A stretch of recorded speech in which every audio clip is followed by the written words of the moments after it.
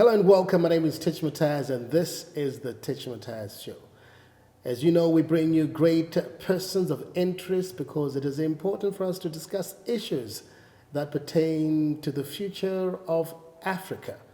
And my very special guest today is a man who continues to push African renaissance and the African agenda forward. In the next few days, Mozambique will be celebrating their 51st anniversary. And with me today is Mteta Simba Machel. Welcome, how are you? Very well, thank you, Tich Mataz. Thank you for inviting me. We say Makorogotam Tlope to Mozambique. It will be 51 on the 25th of June. Yeah, 25th of June. And That's a milestone. Yeah, it's a milestone. I know you're going to be flying out shortly. And thank you for having allowed for us to take you before you head out to the airport. You're going to Maputo? Maputo, yeah. Well, Mteta Machel, thank you for joining us. It's a very important conversation, a conversation which is really close to my heart. Thank you very much. Africa has 54 states. It is the most gifted country. Resourceful. Most resourceful, most gifted continent, all round. In gifted every aspect people, of life. Weather, resources, even spiritually, culturally. We're the most gifted continent. However, they continue to call us a dark continent, a continent of poverty, and a continent of disarray. Total disarray. And Samora Machel, may God continue to allow for him to rest in peace. 51 years after Mozambique. Do you think Mozambique is where Samora Machel would have expected Mozambique to be today? That's a very interesting question. Is Mozambique exactly where Samora Machel would love it to be? I would say there are so much could have been done to make the dream of a revolution of the commander come true. You would have loved to see children going to school. Yes. Peace. Free education. Free health care. Yes. Empowerment for the youth. For women. For women as well. Yeah. Infrastructure roads. Development. Yeah. Everything, cranes. Value addition for all the different resources that Mozambique has. Mozambique able to feed its own people. Yes. Yeah. Not only that, but also the neighboring countries. And the neighboring countries also having a surplus. Perhaps maybe Mozambique is producing teas, coffees, being the eastern country. Zimbabwe. And supplying all the other neighboring countries.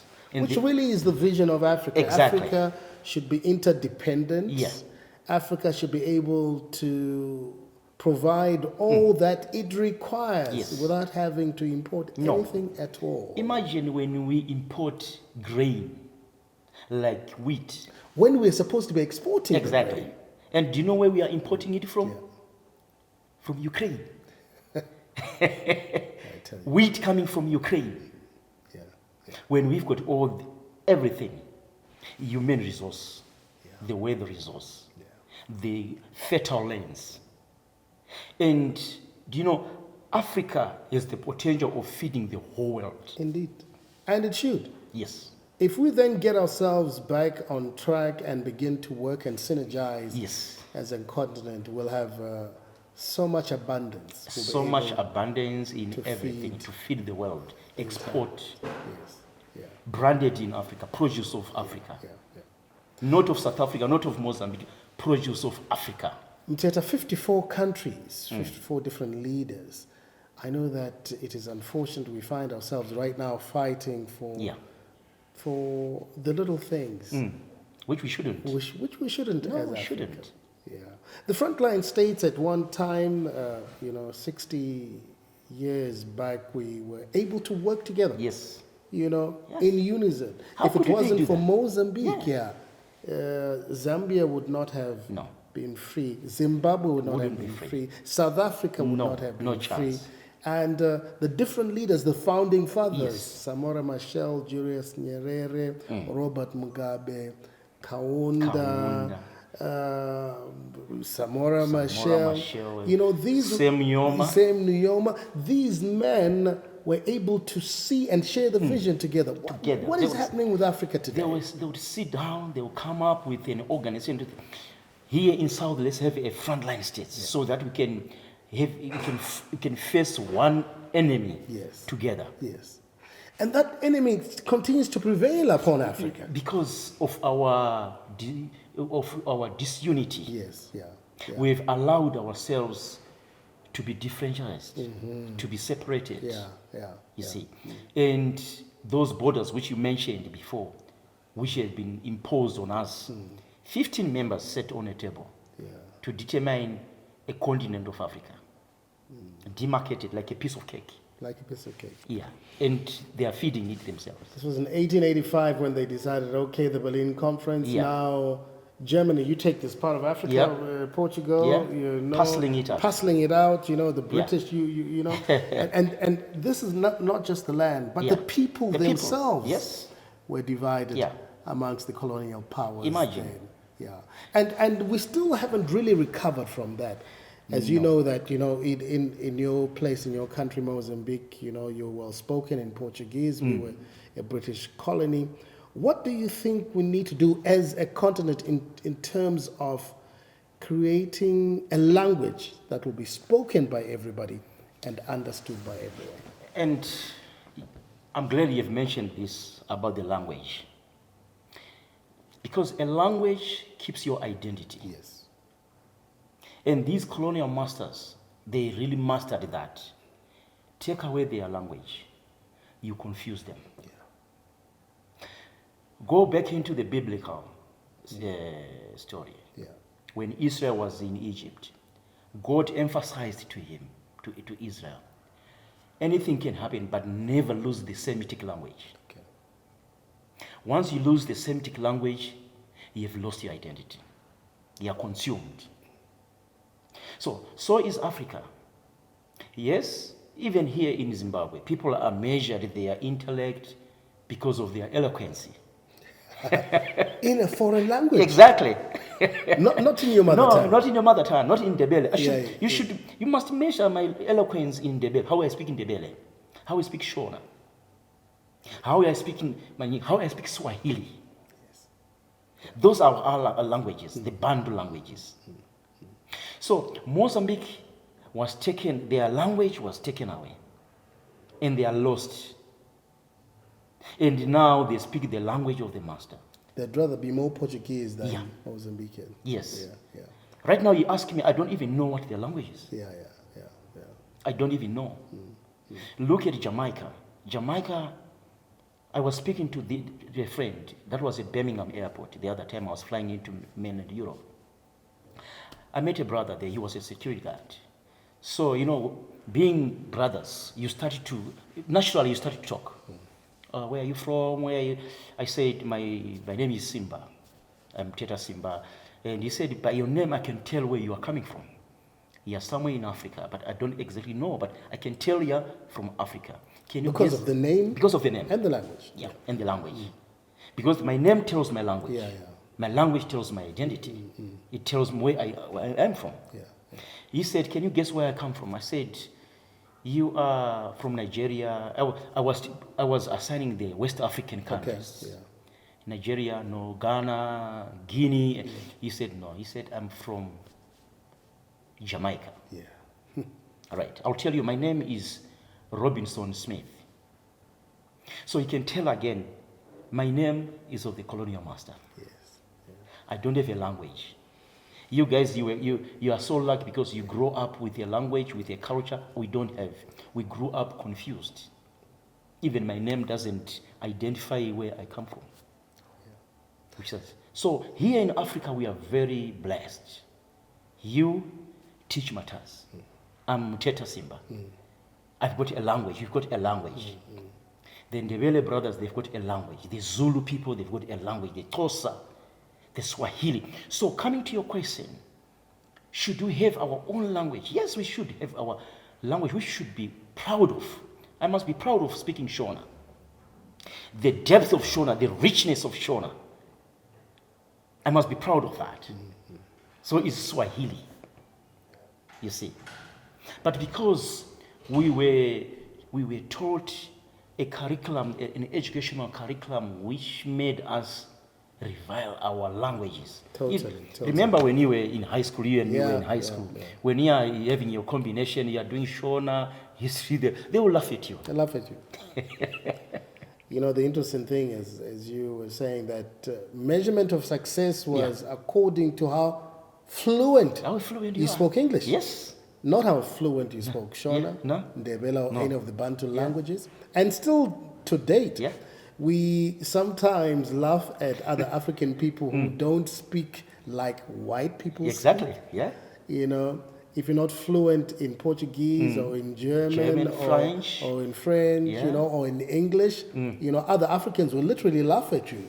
But you know, so which is a tragedy. It is. And this is what even Comrade Samora, at one of his speeches, was saying.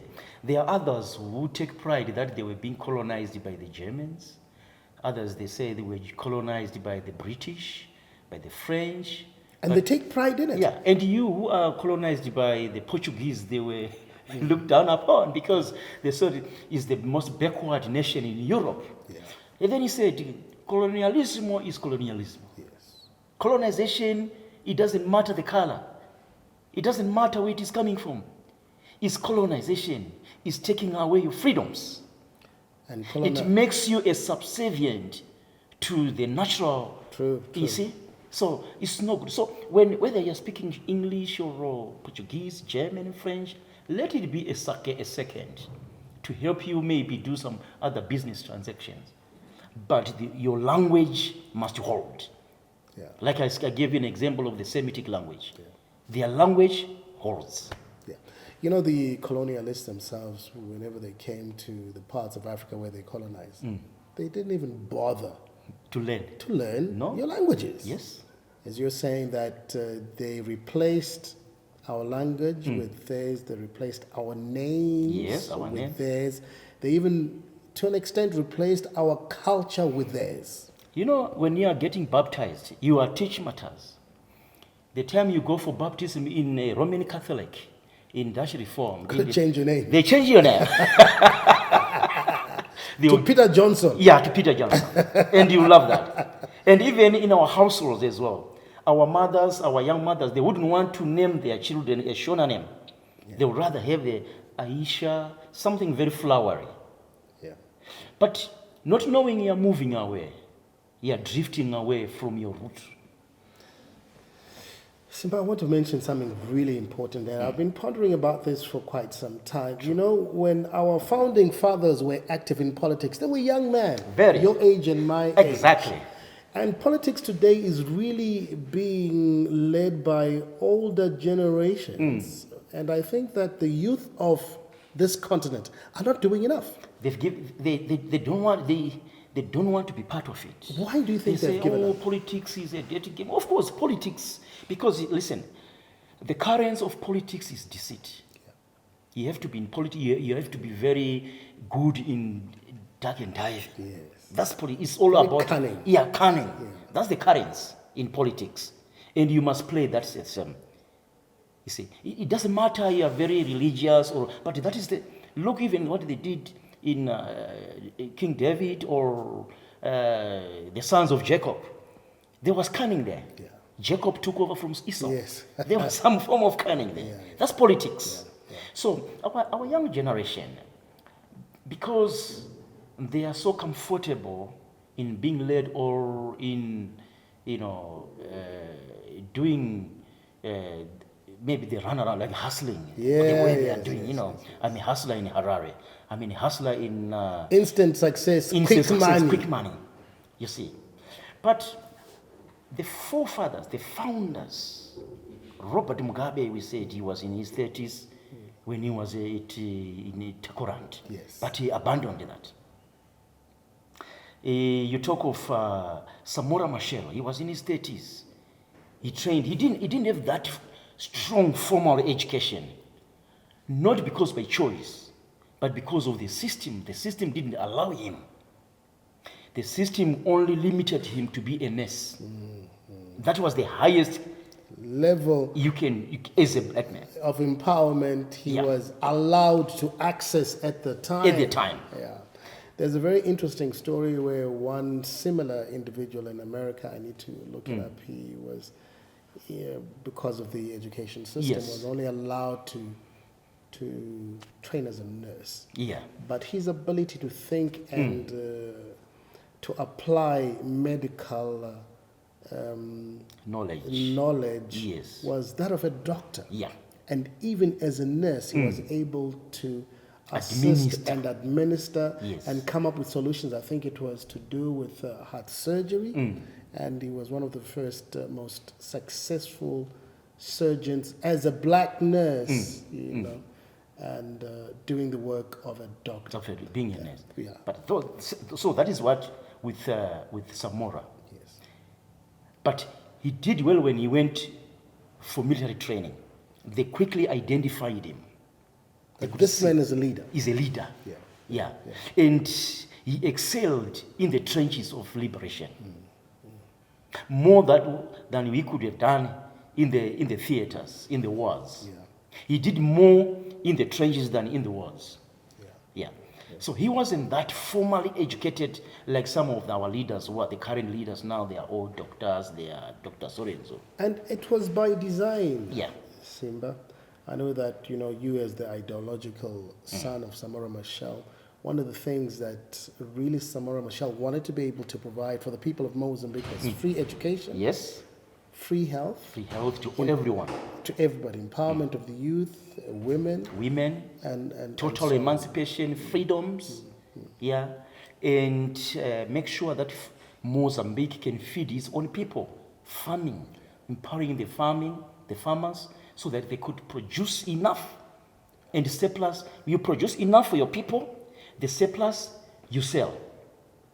And even going back to the history, the Munumutapa Empire, all these kingdoms here in So true. yeah, they would produce enough, then surplus grain they will sell to other kingdoms.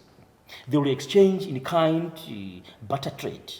They will have cattle in exchange. They had strong economies at the time. Very strong economies. Mansa Musa was the richest Yeah. man who ever lived. Yes. And at the time, he was a trillionaire, first trillionaire. Now we talk of Elon Musk. Yeah. But Africa, many years back, We had those we people. had a trillionaire. Yeah. My very special guest today is the ideological son of Samora Machel, and we continue to talk about African Renaissance.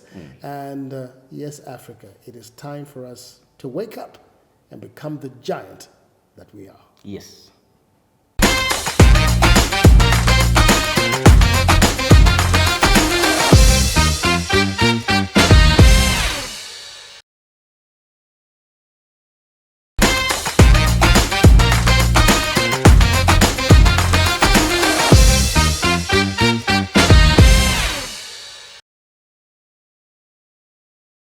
Welcome back to the show. Very, very special guest, ideological son of Samora Machel, is with me today. Mozambique will be celebrating 51 years of their independence on the 25th of June, and we still want to discuss where Africa is and what are the struggles and the impediments that Africa continues to face today.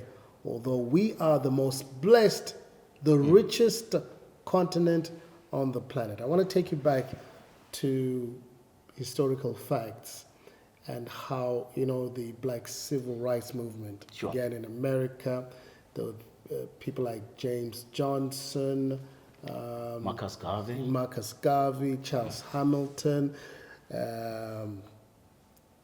Martin Luther King Jr., who perhaps is the most recognized name at the time. Amongst many. Yes. There were a lot of... There were many of them who were agitated basic human beings of African origin who realized that what is happening to us is not right. It's not right. It's incorrect. Yes. And it's we have to inhumane. correct it. Yes. And we have to correct it.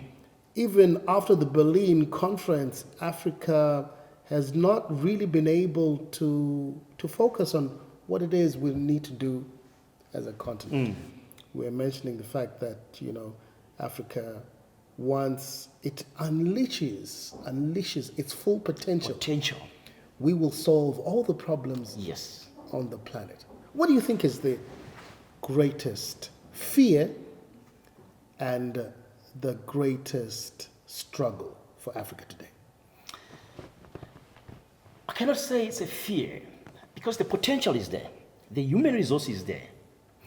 Yes, for many years, because of colonization and slavery, Africa was robbed of her own children. Yeah.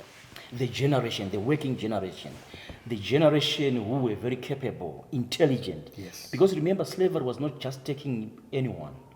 It would leave the trash, the low people of the society. Well orchestrated. Yeah. It was by design. It was by design. They knew what they were doing. Yeah. So they would take the cream of the continent, even all these the engineers who would go. So Even in terms of the economy now, you Yeah. know, the brain drain Yes. is perhaps one of the most unfortunate And it's by design experiences. again. It's also by design. It's by design. Where they ensure that, you know, if they identify that this guy is really good at Yeah. whatever they do, let's take him out of Africa Yes. and let him become part of our ecosystem, our economy. And to benefit to that us. individual, it will be an achievement. Yes. But for Africa, It's a loss. it's a loss. Look now, even the Terrible doctors, brain drain. yeah, the doctors, the nurses, the engineers, all the cream of Africa, they are still going over there. So all that is by design, Teach. Coming to your question, that is incumbent on our leaders to develop Africa, so that our people would want to work here to develop our economies. A teacher must work to educate our people. A doctor, Parenya Atwa, Gomo Hospital, and all those hospitals, they must be well resourced with good professionals. Look at our universities. They are producing very good doctors. Yeah. But everyone who finishes, they are looking to go somewhere. So all that is by design. So Africa, our leaders. I want to Yes, sure. stop you right there. African leaders, do they not have these discussions? Do they not know the things that we're talking about? If they do, why is it not happening in Africa? I'll take you, this can be a bit uncomfortable. Yeah. They discuss these things. Look for instance, the Africa Union. Africa Union is a brainchild of OAU, Yes. which was birthed by our forefathers, Kwame Nkrumah, Julius Kambarage Nyerere, and all those, right? They brought the Organization of Africa Unity, Robert Mugabe, Kenneth Kaunda. That organization was to confront African problems, right? Now we've got Africa Union, which is OAU again. Yes. But the problem with that is, Do you think it's been hijacked? of course, come on. And so the thing really is about money, isn't it? It's Of a course. fact that although we have these amazing visions and projects and we have the solutions at Yeah. hand, what the colonizers have decided and have continued to do is they've continued to, unfortunately, buy. And do you know who is the biggest funder, who finance AU? It's Europe. Almost 60-70% of the budget is there. What do we need to do as Africa? We must have our own. Like the frontline states, they were Muammar Gaddafi wanted to be the leader of the economic Africa. yeah, the powerhouse. The powerhouse. Yeah. The juggernaut of money, Yeah. culture, Yes. and importantly, He was wisdom, Yeah. yeah, and empowerment. Yeah. but they decided they're going to get rid of him. No. And he was taken out. And do you think that perhaps is the greatest fear amongst our leaders? Our leaders, yes, there is that fear, and that fear is very strong, especially when they start to tread in those waters. When they start to advocate for total independence of Africa. Yeah. Because without that, there's no way.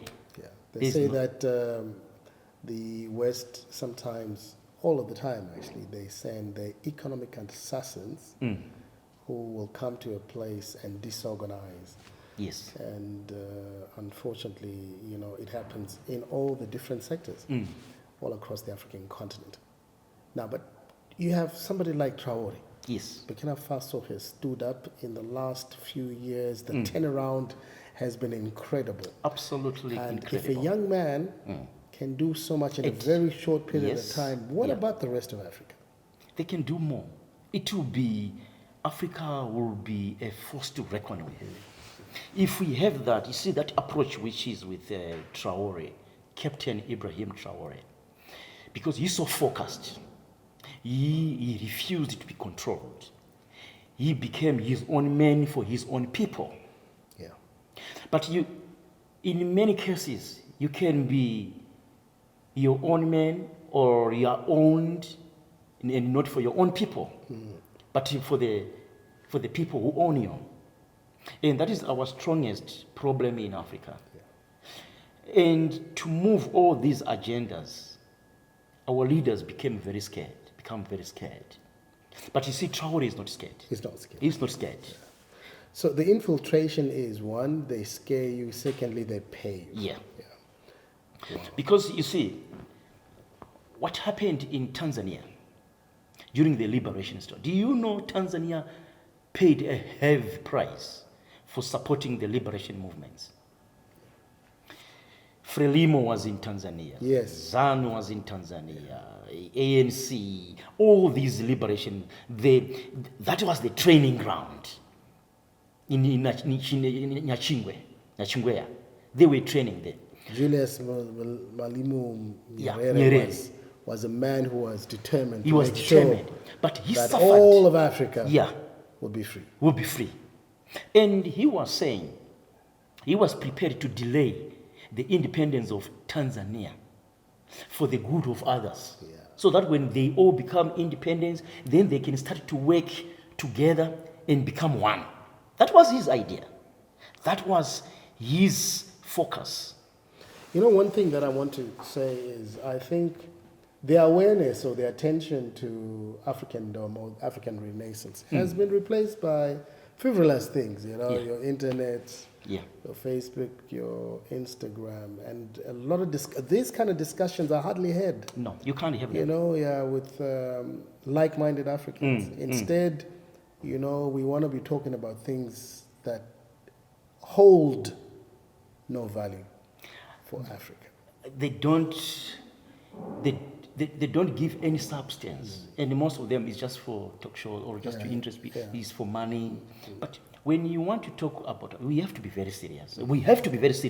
Right now, as I speak to you, we have to be serious. Tich, is this what we want to do? Do we want to educate our people, our youngsters, so that they are aware that there will come a time when we are not there? Yes. They must take it.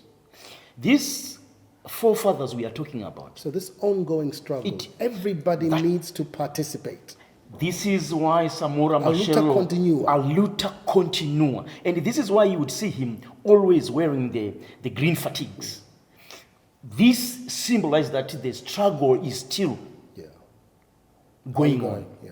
Yes, we are no longer in the trenches, in the war trenches, but we are in economic trenches. In a different kind of war. In economic trenches. Social justice trenches. We are still fighting until our people are living happy. So the struggle hasn't stopped. Yeah. We cannot say the struggle is finished because now we don't hear the sounds of guns, bombs, fighter jets. We don't hear. But we now have... The war may be silent, but it's ongoing. It's ongoing until we can provide our people with clean water. We haven't won. Electricity. Free education. Exactly. Free healthcare. All that. Yeah. Ability for each and every young person to be empowered. Yes. Either get a job. Yeah. Or without hustling. Because hustling is not an honest way of living. Yes, true. Yeah. You are shortchanging someone. You are not being an honest. And Africa has enough. Is enough of that. It has an abundance of everything. Yeah.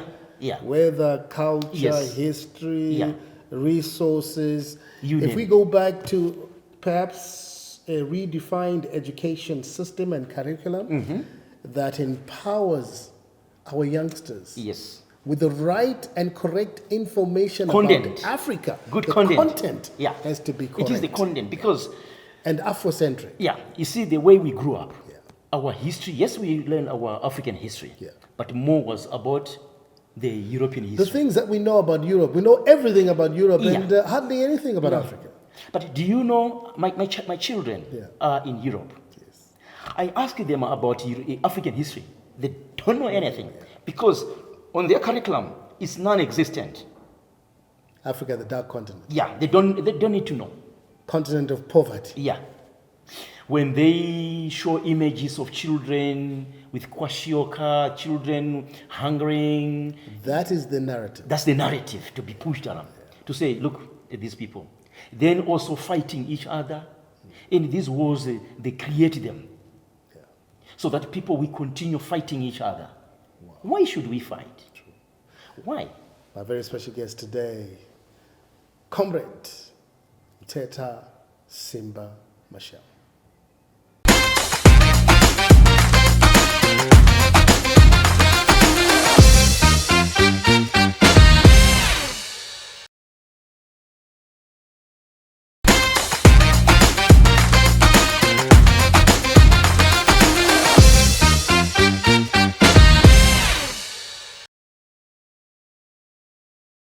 My very special guest today, as I mentioned, in the next few days, Samora Machel would have celebrated 51 years of Mozambican independence if he was still alive.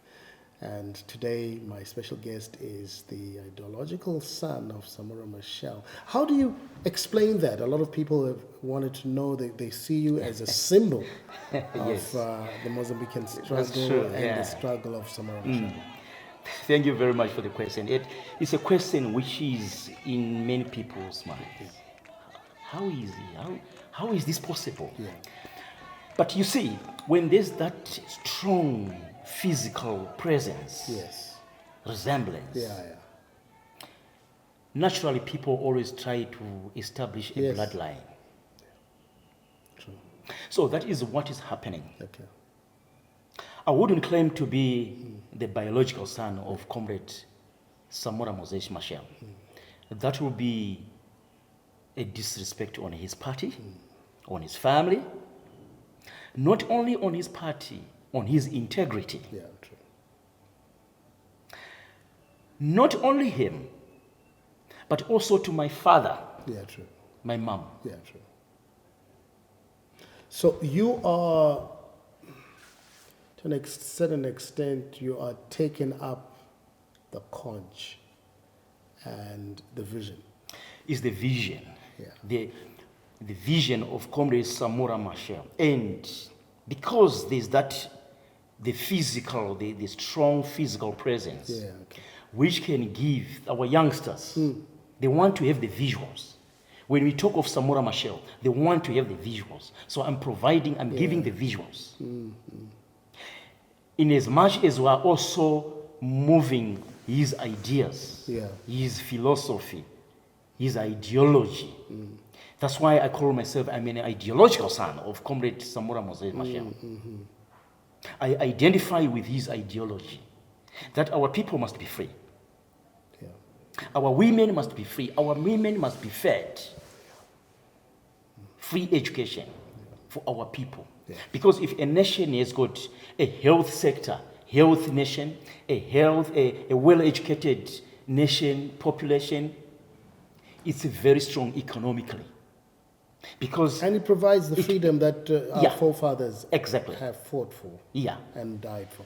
I also want to mention the fact that, yes, you are correct in the fact that most of our forefathers yes, were selfless, very selfless. they were great visionaries, Yeah, and they had so much passion, and they were willing to sacrifice even their lives and do you know why? for the freedom of Do you know Africa. why? Yeah. It's not by choice. There's an anointment there. Those They were forefathers, anointed to they do was that. anointed. Yeah. There was a strong anointment. Do you know Samora Machel lost his first son? And most of them lost families, Yes. lost children Yeah. during the struggle for Yeah. liberation. He lost his first wife rather, Yes. Josina Just- Mutemba. Yeah. After burying her, he didn't stay long. He went back into the trenches. Because You- Mozambican people needed to have Yes, freedom. he was betrothed to the revolution. Yeah. Okay. He was betrothed to the Revolution. I want to talk about that because you see, although Africa seems to be free, it isn't. And one of the things is the message to free Africa is not being told. yes. The narrative, It's not being told. it's incorrect. And there are a couple of voices, not as many. Lumumba, Lumumba Patrice. Patrice, and you'll get, There was Kwame Nkrumah, Lumumba. You mean of current, right? yes, the current Yeah. Lumumba. There's Lumumba. Yes. There is Maponga, Joshua Maponga. Julius Malema, to an extent, as a political figure, but also he understands what Yes, Africa yes, requires. yes. There are not as many. There are not as many. No one is really talking about it, which is a tragedy. That in itself is it's very bad for Africa. We must have people who talk about it because these youngsters, they need education. They need to be. You see, the way we grew up, we would sit around the fire. They would tell you, they'll be passing on stories to us. And that is no longer happening. Yeah, it's no longer happening. Instead of sitting around the fire, people are sitting around Yeah, the gadgets. the gadgets. And they are on TikToks, they are TikTokers. But so this narrative is not being passed on. To say, Tich Mataz, there's a village next door. We grew up together. We play around together. That society. There was a meme that I saw the other day, and this has really been widely spoken about in places like South Africa, where the South African young boys will say, when we meet, we exchange ideas, Yes. we empower one another, we make sure that David and Peter, if they don't have money to start a business, we lend them money so that they can begin their own businesses. Yeah. But when black people meet, Yeah. it's about mujolo, Yeah. it's about drugs, Drugs, it's about girls, girls, beer. beer, Yeah. party. That's it. So that if you've got a group of those people, where are you going? Where are you going? Yeah. You see, and this is why even in the West they tend to laugh at us. But sometimes you see the way even President Trump, when he talks about us, he talks very down about us. Somalia, those people, they are just running and killing each other. Yeah, killing dirty people. Dirty people. But if a Somali has been denigrated like that, let me not think that is the Somali. It is all of us. It's directed at me. Yeah. That is me being disgusted. I must feel sad. So we need to talk about our Africa. That's why I say our Africa. The Pan-Africanism is about our Africanness. Do you know that even in the religious cycles, there was these Pan-Africanists who unknowingly, but they were there. You see, like Ezekiel Guti, Yes. Samuel Mutendi, Yes. Johan Marange, Yes. Paul Maja. Do you know, I was reading in his church. I totally agree with you. Yeah? Do you know that they've got that where they say, our Africa? Although they were there preaching the word of Yeah. God, but they sensitized Yes. Africans about Yes. who they were Exactly. as African Yeah. people. Do you know they say Africa Yedu? Our Africa. Our Africa. Yeah. So on there, they were Pan-Africanists. As we speak, there is a lot of xenophobia happening in South Africa, Yes. where other African, Very sad. our brothers in South Africa, Very, very sad. don't want to be associated with other Africans from other parts of the continent. Very How sad. can we fix that?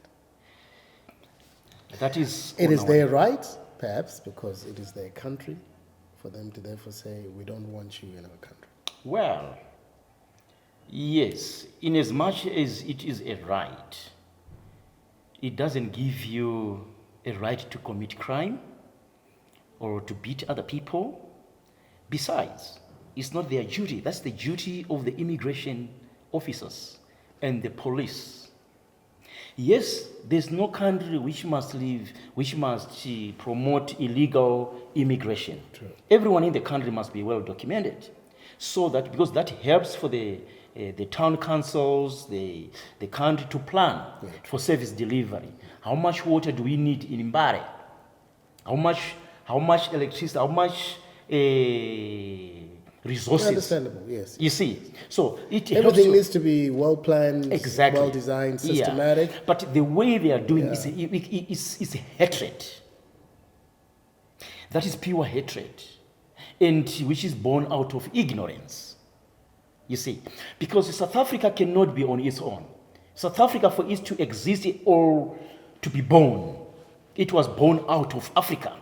Absolutely. We carried the womb. Frontline states Yeah. were very integral in the support systems, Yes. the launching of the militia, Yes. you know, the security Yeah. of the South African freedom fighters. Yes.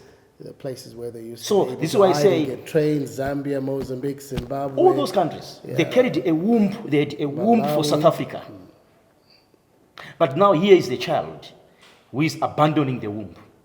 We said, no, now I'm grown up. Mother, I don't care about you anymore. I don't need you. Yes, your womb is that's your own need. I also think it is, unfortunately, the education, It's the information that they're receiving.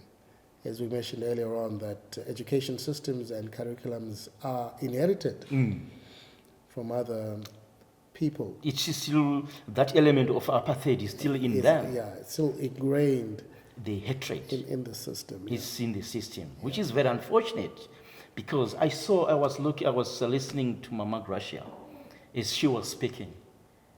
I felt sorrow. Yeah. I was very sad. I felt some tears running down to say, why are they doing like this? Yeah, that is a very difficult So we situation. need to that speak the more South about African it, region is Tich. facing. Yeah.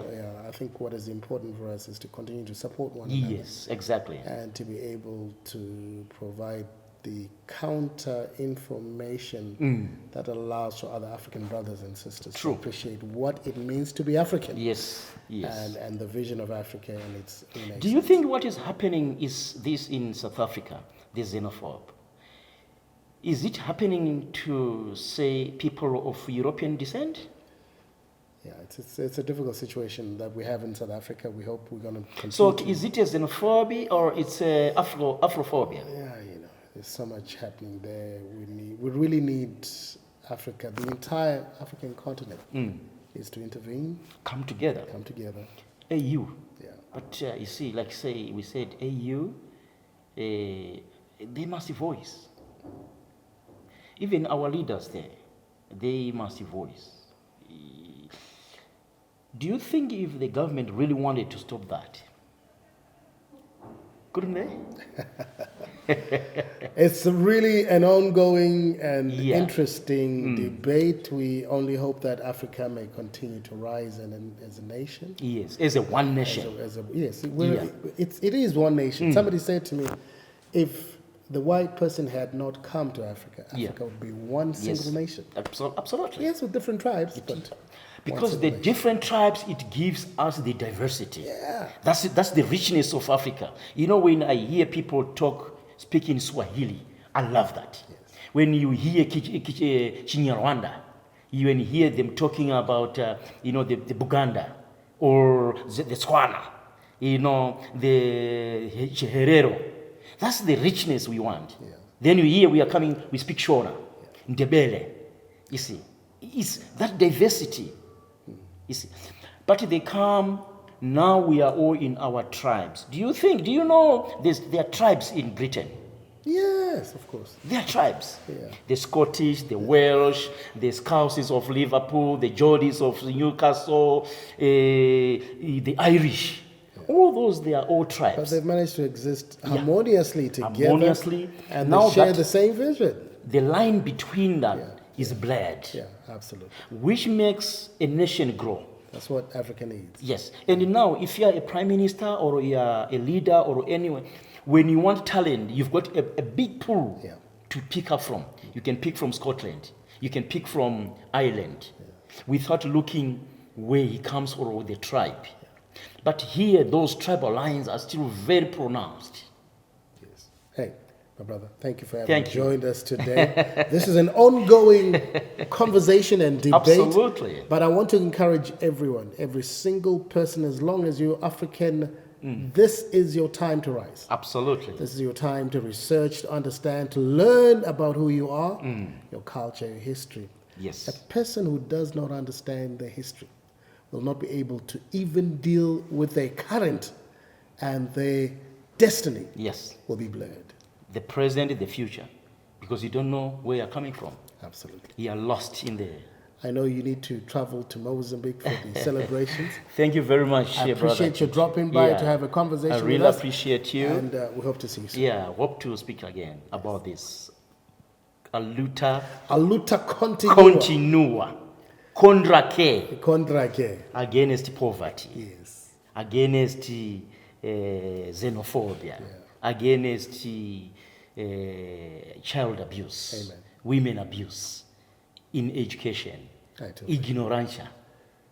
So we must struggle, continue. Yeah. Thank you very much. One rhythm, one love, one Africa. One Africa. Thank you for joining us. Be sure to like and subscribe, and join us again next week for another exciting episode of the Tich Mataz Show.